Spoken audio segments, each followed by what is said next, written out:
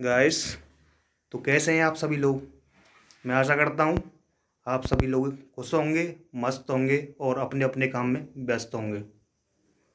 आज मैं आपको हमारे गुरुदेव पिंटू गुरु जी से मिलाना चाहता हूँ। क्षेत्र हाँ, छावनी। जो कि जिन्हें क्षेत्र छावनी के नाम से जाना जाता है। और वो चाहते हैं कि अपनी विचारधाराएं वो आपके सामने प्रकट करना चाहते हैं। तो मैं चाहता हूँ कि आप उनकी विचारधाराओं को ध्यानपूर्वक सुने और सुनने के पश्चात अपनी प्रतिक्रिया कमेंट बॉक्स में अवश्य दें। RJ05। तो शुरुआत होती है। गुरु जी बिल्कुल हमारे सामने बैठे हुए हैं कि उनकी टेबल वगैरह लगी हुई है, फुल पोजीशन में है गुरु जी। बोलो श्री गिरिराज महाराज की जय। जय। हाँ साहब, आज हमारे प्रिय मित्र एवं मेरे छोटे भाई सोनू फौजदार अवार के भांजे चीकू का जन्मदिन 11 नवंबर 2022 को मनाने जा रहे हैं। उनको समस्त सरदारी ग्राम पंचायत अवार की तरफ से तहे दिल से हार्दिक शुभकामनाएं। उनके जन्म दिवस की हार्दिक शुभकामनाएं। साल के दिन हो 50,000 और तुम जियो हजारों साल। हमारा ग्राम पंचायत अवार अपने भांजे राजा चीकू को तहे दिल से हार्दिक शुभकामनाएं देना चाहता है। उनका जीवन यशमय एवं खुशहाली से संपन्न होवे, ये मेरा तहे दिल से उनके लिए हार्दिक शुभकामनाएं, बार बार शुभकामनाएं, बधाइयाँ एवं उनका जीवन मंगलमय होवे। मैं ईश्वर से ऐसा अनुरोध करता हूँ, ऐसी प्रार्थना करता हूँ, उनका जीवन एकदम खुशहाली और संपन्नता एवं वैभव और यश से भरा रहे। मैं उनके उज्जवल भविष्य की कामना करता हूँ। बोलो श्री गिरिराज महाराज की जय। समस्त निवेदक ग्राम पंचायत अवार, समस्त सिंसनेवाल परिवार एवं लवानिया परिवार की तरफ से तहे दिल से हार्दिक शुभकामनाएं। बोलो श्री गिरिराज महाराज की जय। क्षेत्र छावनी जिंदाबाद, क्षेत्र छावनी जिंदाबाद। पिंटू फौजदार आभार। पिंटू फौजदार जिंदाबाद। पिंटू फौजदार जिंदाबाद। जो कुछ भी गुरु जी ने अभी आपके सामने प्रकट किया वो आपने ध्यानपूर्वक सुना होगा, मैं ऐसी आपसे आशा करता हूँ। और इसके पश्चात गुरु जी कुछ अपने विचार और व्यक्त करना चाहते हैं। जैसे की वजह उन्हें अपनी आवाज़ से बहुत प्रेम है और प्रस्तुत करना चाहते हैं। प्रभु की लीला में है उनका रोम रोम समाया हुआ है, इसीलिए वे चाहते हैं कि आपके समक्ष एक भजन की पेशकश की जाए। और मैं चाहता हूँ कि आप उसे बड़े शौक से, आराम से, ध्यानपूर्वक सुने, ताकि आपको भी मज़ा आए और हमारे गुरुदेव को भी मज़ा आए। धन्यवाद। तो आपके लिए आगे अब गुरु जी को पेश किया जा रहा है, जो आप अपनी नज़रें गड़ा रखें और ध्यानपूर्वक गुरु जी को सुने। बोलो श्री गिरिराज महाराज की जय। हाँ, यहाँ बैठे हुए पांडाल में समस्त भक्तगण एवं मेरे पधारे हुए श्रद्धालुजन एवं यहाँ बैठी हुई समस्त सरदारी एवं मेरे माता पिता तुल्य मेरे बुजुर्ग एवं मेरी बैठी हुई इस पांडाल में बहनें एवं माताएं। मैं आपको ज़्यादा बड़ा तो कभी नहीं हूँ, लेकिन छोटे से शब्दों में, टूटे फूटे शब्दों में कुछ एक छोटा सा भजन प्रस्तुत कर रहा हूँ। उस भजन को जरा ध्यान से सुने। वो भजन आपके जीवन में कुछ न कुछ जरूर ज्ञान का लाभ प्रदान करेंगे। उन पंक्तियों को मैं उड़े रहा हूँ, कृपया शांतिपूर्वक उन पंक्तियों को सुना जाए। किसी कवि ने अपनी कलम के माध्यम से क्या लिखा है, प्रदीप जी एंड जीतू भाई जी, उन्हें सुने। समय के बारे में बताना चाहता हूँ मैं। अरे कब कैसे और कहाँ निकल जाए क्या बात, क्या प्राणी बात। तेरे प्राण रे, वाह। दुनिया में बंदे समय बड़ो बलवान रे भाई, काल बड़ो बलवान रे, मजा आ गया।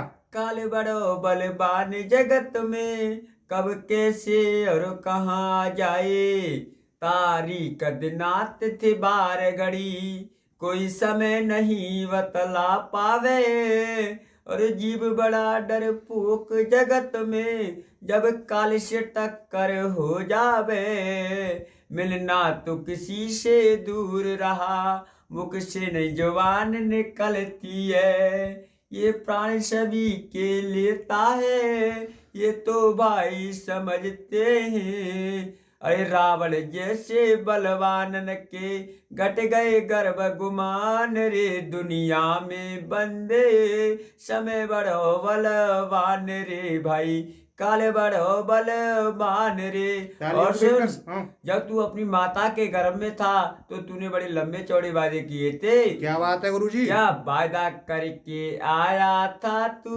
भूल गया उन वादों को, तेली को बैल तू बन बैठो है, बुलाए कर्म और कायदों को।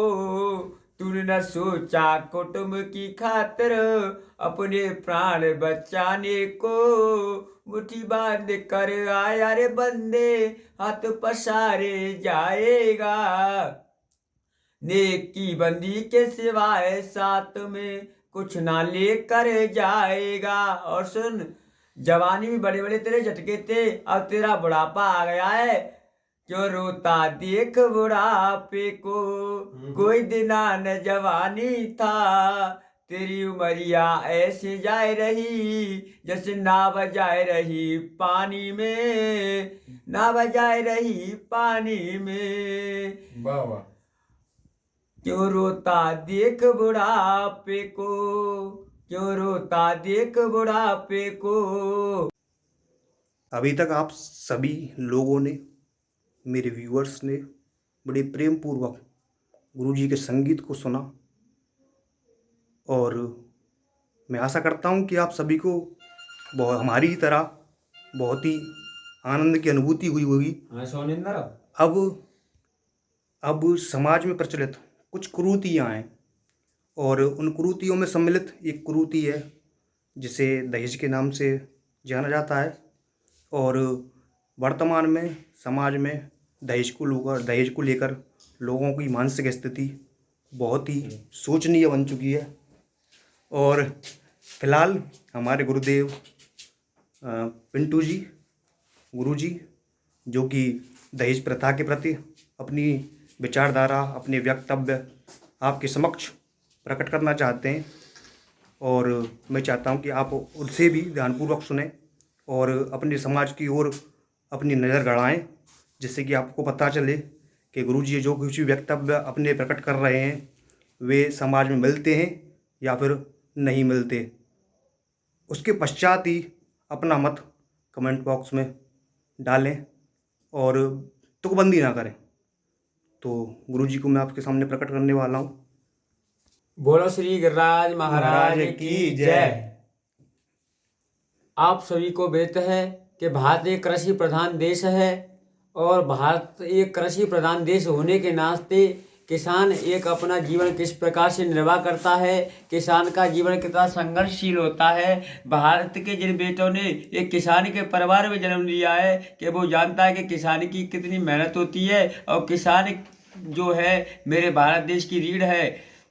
जब भारत का किसान एकजुट हो जाएगा तो जो चल रहे बिजनेस हैं, व्यापारियों के बिजनेस हैं, जो उद्यमियों के जो फर्म चल रही हैं, अगर मेरे भारत का किसान एक हो जाता है तो उद्यमियों की फर्म बंद हो जाएंगी, व्यापारियों के बिजनेस बंद हो जाएंगे, भारत के व्यापारियों के व्यापार बंद हो जाएंगे, उद्यमियों के फर्म बंद हो जाएंगे, कारखाने बंद हो जाएंगे। लेकिन मेरे भारत का जो किसान है वो एक आर्थिक स्थिति उनकी कमज़ोर होने के कारण उनमें संगठन नहीं हो पाता है, इसलिए उनको अपनी फसल को मजबूरन होकर के सस्ती दरों पर बेचना पड़ता है। अब हमारा जो समाज है, हमारे समाज में तमाम प्रकार की कुरीतियाँ विद्यमान हैं। उन कुरीतियों में एक जो सबसे प्रमुख कुरीति है वो है एक दहेज प्रथा।